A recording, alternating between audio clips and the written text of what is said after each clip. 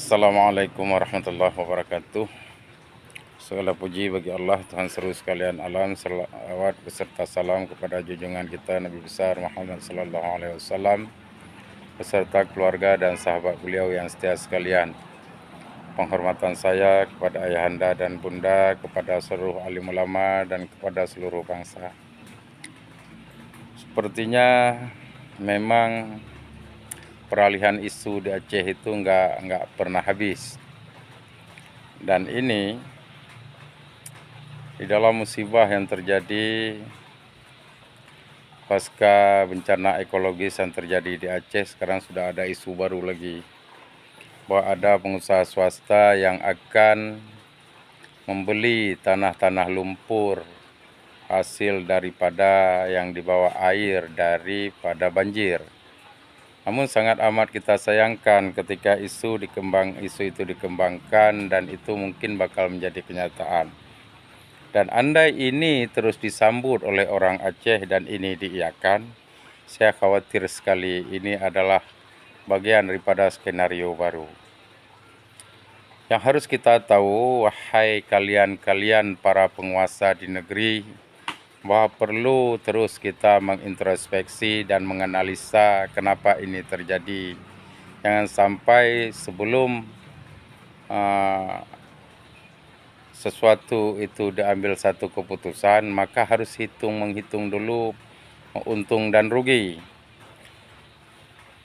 Ketika terjadi bencana tsunami dulu, karena kekhawatiran kita akan air laut, maka orang mengambil kebijakan mengambil batu-batu gajah di gunung itu ditempatkan di tepi laut. Dan itu sebenarnya adalah paku-paku bumi yang dirusak ditambah dengan pemotongan kayu-kayu.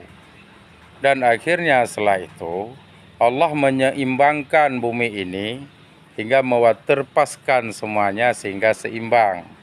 Di satu sisi ini adalah sebagai bencana, cobaan, tapi di sisi yang lain ini adalah keseimbangan.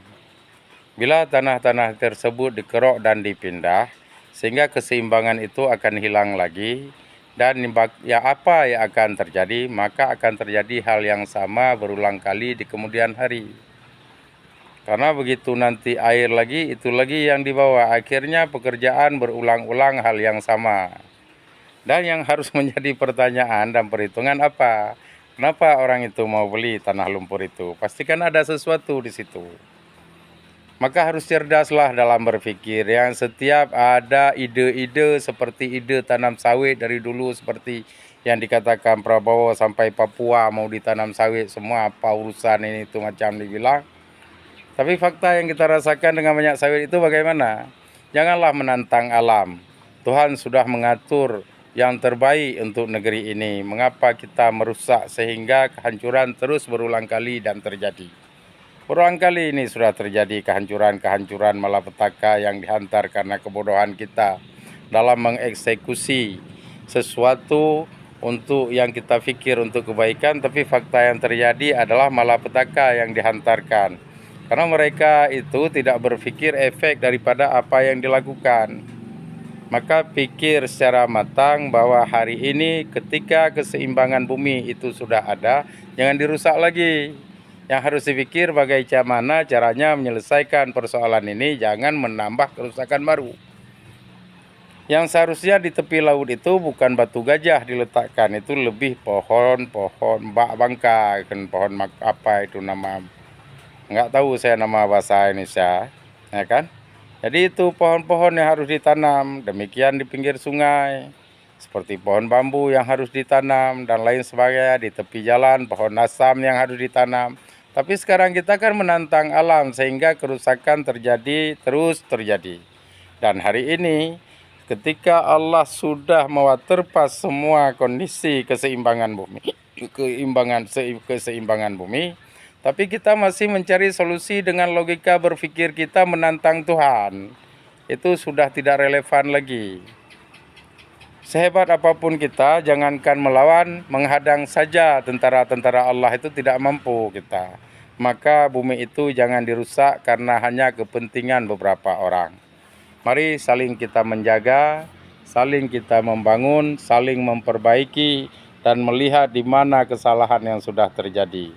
Tempatkan sesuatu itu pada tempatnya. Kita sudah tahu bahwa tepi laut itu harus ditanamin pohon-pohon yang bisa memecahkan ombak. Tetapi fakta yang terjadi adalah batu yang memang itu bisa terjadi abrasi. Begitu hantaman-hantaman karena dia adalah benda mati, maka dia akan tergeser lagi dan menjadi persoalan. Sementara kalau pohon dia adalah tanaman hidup. Dia terus berkembang, bertambah besar, bertambah kuat. Hingga persoalan-persoalan yang dihadapi untuk ke depan itu akan terselesaikan. Sudah bencana di masa lalu dari laut ke atas sehingga ada efek di bidang perikanan. Hari ini bencana dari atas ke bawah menjadi efek dari atas ke bawah hingga kenapa dikatakan bencana ekologi. Karena bukan dari atas saja, sampai ke laut hari ini bermasalah. Karena efek yang terjadi itu akan menjadi persoalan panjang dalam penyelesaiannya.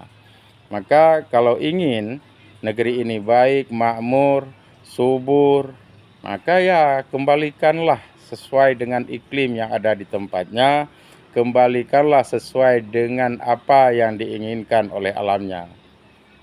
Nah, jadi yang seharusnya drainase itu disesuaikan dengan apa yang sudah dirusak. Jadi drainase tidak seimbang dengan pemotongan hutan, maka inilah yang terjadi yang kita rasakan. Maka banyak hal-hal yang harus diperbaiki, yang kemudian di kedepan hari tidak mengulang hal yang sama. Ingat, sesuatu ide yang lahir itu yang kita anggap baik belum tentu baik. Perlu diketahui bahwa dalam lumpur itu banyak sesuatu hal-hal yang baik sebenarnya. Tetapi ketika itu menjadi masalah lagi dan kemudian digali dijual untuk orang yang lainnya lagi, maka itu orang yang akan menikmati hasil kandungan yang ada di dalamnya. Jadi ini saya bukan memprovokasi, tapi cobalah perbaiki dengan sebaik-baiknya. Jadi jangan setiap ada masalah itu dilemparkan persoalan itu ke masalah lain, kemudian menjadi isu yang berkembang di masyarakat dan dinilai dengan nilai materi yang hanya keuntungan sesaat, tapi akan menjadikan malapetaka panjang di kedepan hari. Itu Lampindu sampai sekarang tuh belum selesai. Selesaikan itu saja dulu.